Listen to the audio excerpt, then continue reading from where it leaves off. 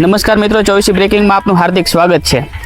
આજે આપણે પાટડી તાલુકાના ગેડિયા અને ખેરવા ગામ વચ્ચે ઊભા છીએ। આ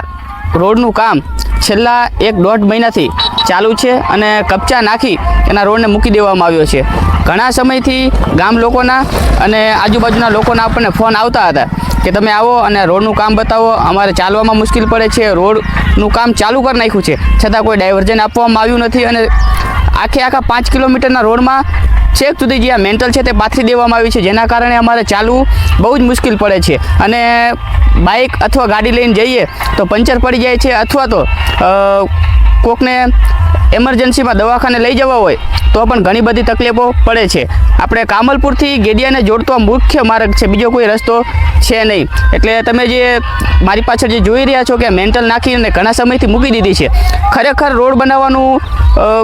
કોન્ટ્રાક્ટરને એવી રીતે આપવામાં આવે કે જ્યારે આ મેન્ટલ નાખવામાં આવે, મેન્ટલ નાખી અને તરત 48 કલાક અથવા તો 2-3 દિવસની અંદર એને ડામર પાથરી દેવાનું, લેયર બનાવી નાખવાની હોય છે, જેથી કરી અને વાહન ચાલકોને તકલીફ ના પડે। અને ખાસ કરીને જ્યારે પણ રોડનું કામ ચાલુ કરવામાં આવે ત્યારે મુખ્યત્વે જે ડાયવર્ઝન હોય તે આપવામાં આવતું હોય છે, પણ આઈકન આપણને ડાયવર્ઝન પણ આપવામાં આવ્યું નથી અને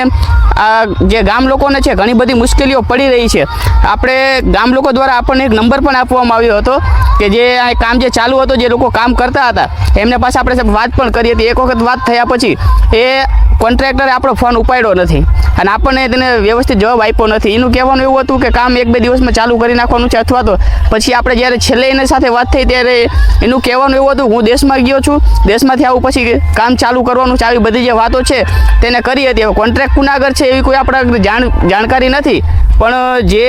અહીંયાના 2 ગામને જોડતો આ રસ્તો છે તો 2 ગામ લોકોને ઘણી બધી જે તકલીફો છે તે પડી રહી છે અને લોકોને અહીંયા ચાલવું પણ મુશ્કેલ બની રહે એવી રીતે આ તમે જુઓ મેન્ટલ તમે જુઓ આ તમે કે કેવી રીતે આમાં બાઇક ચલાવવું કે કેવી રીતે ગાડી ચલાવી અથવા તો જો તમે સ્પીડમાં આવતા હોય તો પણ તમને બાઇક અથવા વાહનને નુકસાન થાય એવી પણ પરિસ્થિતિ આવી છે જે સર્જાય છે અને વાહન ચાલક એક બાઇક આગળ જતું હોય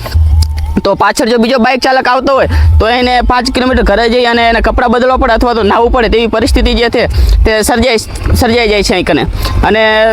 અત્યારે તમે જુઓ કે અહીંયા કને જે આ રોડની હાલત છે તે કેટલી બધી ખરાબ છે,